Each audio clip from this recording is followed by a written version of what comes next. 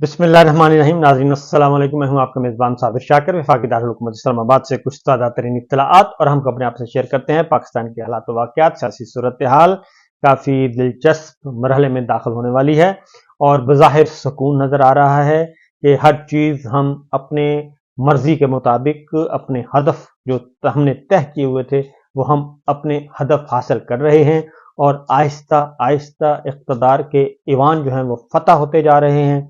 सूबे भी फतह हो गए, पार्लिमान भी फतह हो गई, वजीर आजम हाउस भी फतह हो गया, अब ईवान सदर की बारी है, वो भी फतह हो जाएगा और हम वहाँ पे अपनी फतह के झंडे लहरा देंगे। लेकिन कुछ साथ साथ कुछ और भी हो रहा है और वो जो हो रहा है वो आने वाले दिनों में एक अच्छा खासा अजाब बन जाएगा इन सारों के लिए जो ये इस जाली निज़ाम हुकूमत को कायम करने की कोशिश कर रहे हैं, बल्कि काफ़ी ज़्यादा तगदौ कर रहे हैं, जोर आजमाई और पंजा आजमाई कर रहे हैं।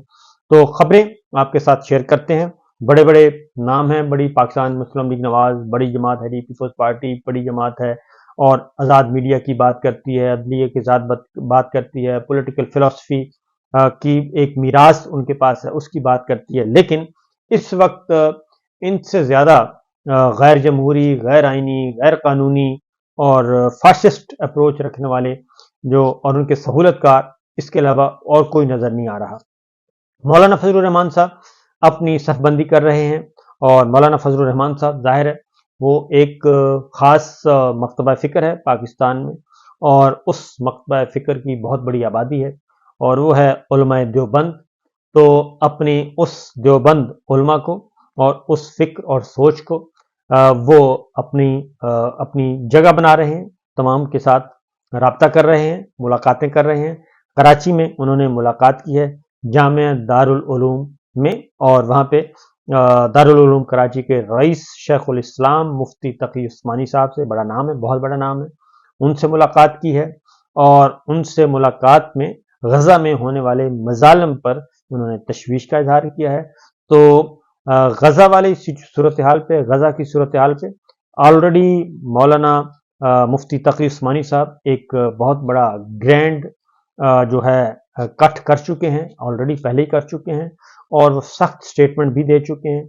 तो इससे आप अंदाज़ा कर सकते हैं कि आने वाले दिनों में मामला फ़लस्तीन का वो किस फोरम से सबसे ज़्यादा उठाया जाएगा।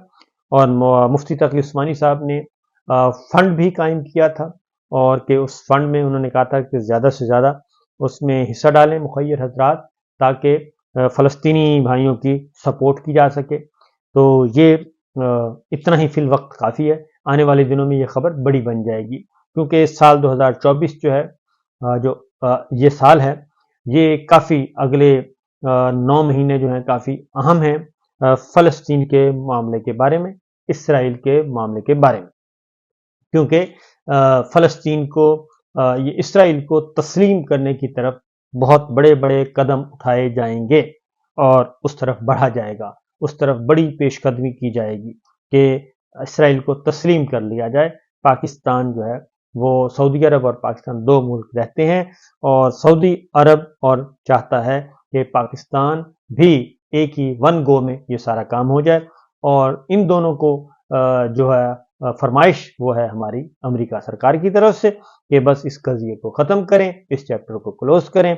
दरमियान में वो शरारती अनासर आ गए थे तो उनको हैंडल करने की कोशिश की जा रही है। तो ये है सिचुएशन। उसके बाद आते हैं जी इमरान रियाज खान और असद तूर साहब, दो सहाफ़ी हैं और दोनों जेलों में हैं, दोनों कैद हैं।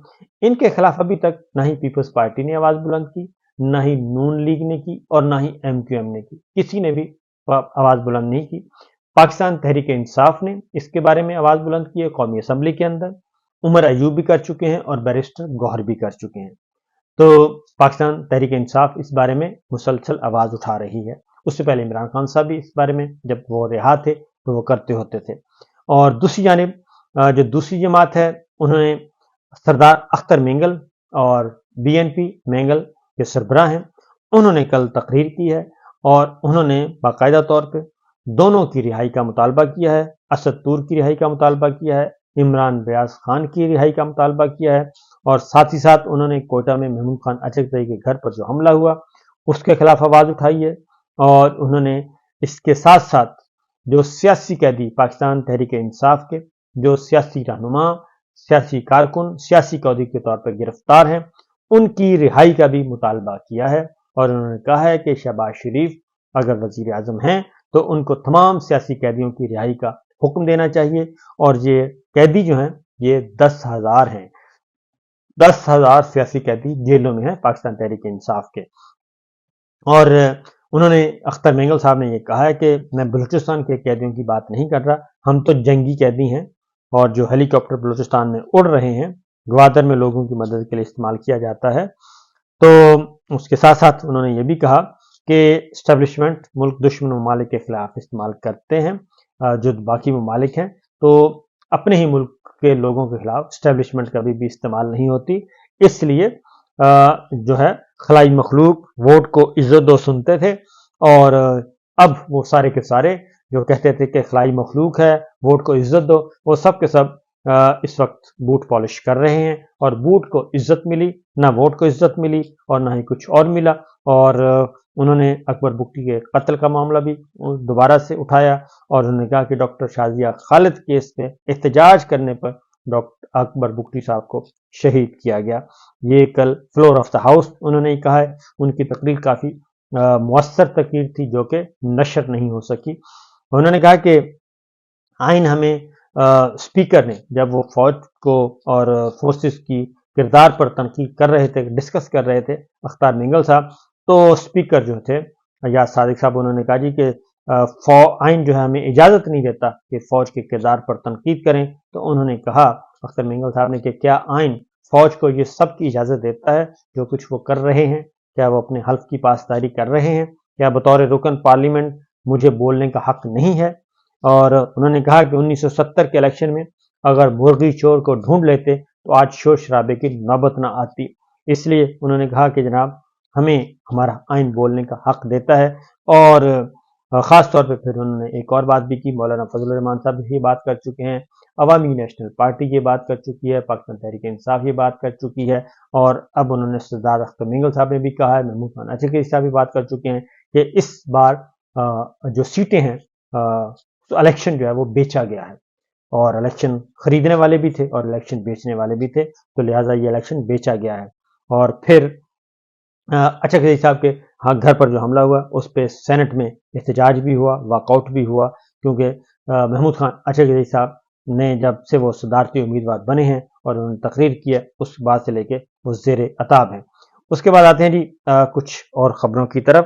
اچھی خبریں بھی موجود ہیں، اور وہ اچھی خبریں اسلام آباد ہائی کورٹ میں، پہلے آپ کو پتہ ہے کہ جسٹس بابر ستار ڈپٹی کمشنر اسلام آباد کو، ایس پی اسلام آباد کو، ایس ایچ او اسلام آباد کو سزائیں سنا چکے ہیں قید اور جرمانے کی توہین عدالت میں۔ ایک اور کیس جو ہے وہ توہین عدالت کا وہ فیصلہ محفوظ ہو گیا ہے، اور وہ ہے شیریں مزاری۔ عدالتی حکم کے باوجود ڈاکٹر شیریں مزاری کو گرفتار کیا گیا تھا۔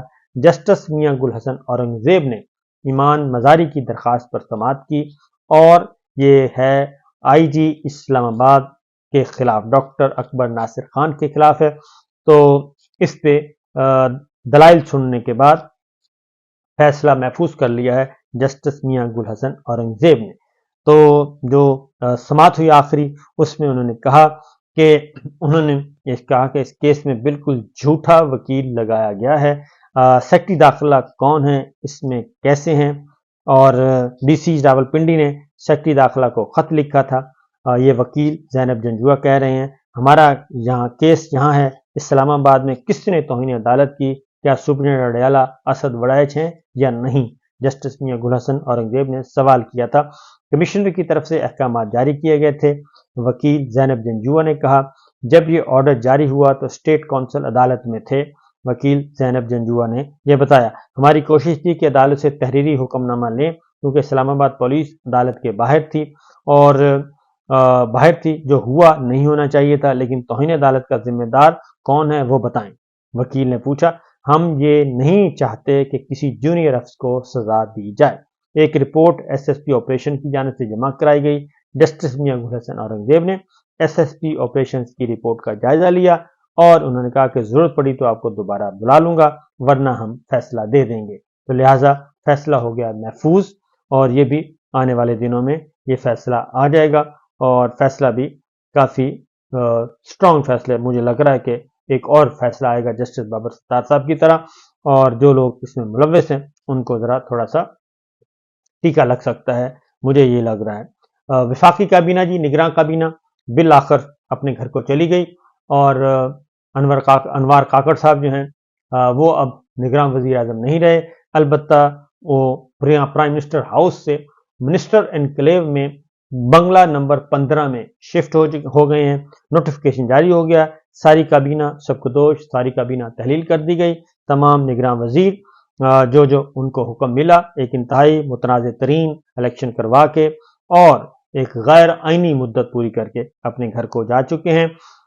دوسری جانب جو ہے اب خیبر پختونخوا میں کابینہ کی تشکیل کا معاملہ آنے والا ہے جی، اور اس کے لیے خیبر پختونخوا کابینہ کی حتمی منظوری عمران خان صاحب دیں گے، اور اس کے لیے پہلے مرحلے میں کہتے ہیں کہ جی 12-14 وزیر کابینہ میں شامل کیے جائیں گے، اور اس میں جو نام آ رہے ہیں تیمور سلیم جھگڑا جن کو ہروایا گیا فارم 47 کے تحت، ان کا نام ہے مشیر خزانہ کے طور پہ۔ سابق اسپیکر مشتاق غنی کا نام بھی سینئر صوبائی وزیر کے لیے تجویز کیا گیا ہے۔ ہری پور سے ارشد ایوب کا نام شامل ہے، آئی تھنک یہ عمر ایوب صاحب کے بھائی ہیں، چھوٹے بھائی ہیں۔ تو دیر سے ملک لیاقت علی اور سوات سے ڈاکٹر امجد مجوزہ کابینہ میں شامل ہوں گے۔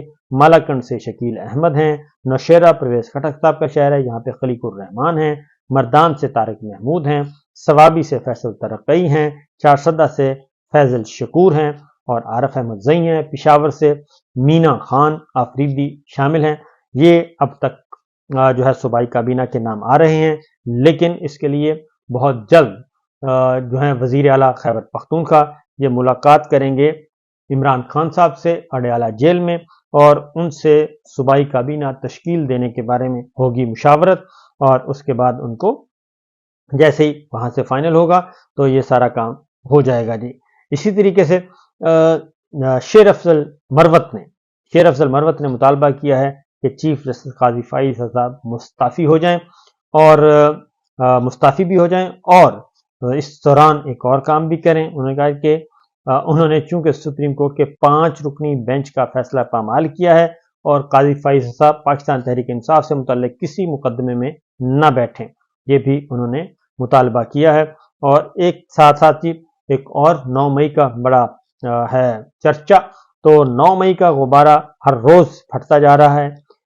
لاہور میں جو کور کمانڈر ہاؤس تھا اس کے جلاؤ گھراؤ کا مقدمہ، مزید گرفتار 20 ملزمان کی ضمانتیں منظور ہو گئی ہیں۔ انسداد دہشت گردی عدالت کے جج محمد نوید اقبال نے ضمانتیں منظور کر لی ہیں، اور ملزمان میں رمضان حیدر، رشید علی سمیت تقریباً 20 شامل ہیں، اور ملزمان کے خلاف تھانہ سرور روڈ پولیس نے مقدمہ درج کر رکھا تھا۔ اس طریقے سے آہستہ آہستہ کچھ اچھی خبریں بھی آ رہی ہیں، اور موسم بدلتا جا رہا ہے۔ دیکھتے ہیں آگے ہوتا ہے کیا۔ اجازت دیجیے، اللہ حافظ۔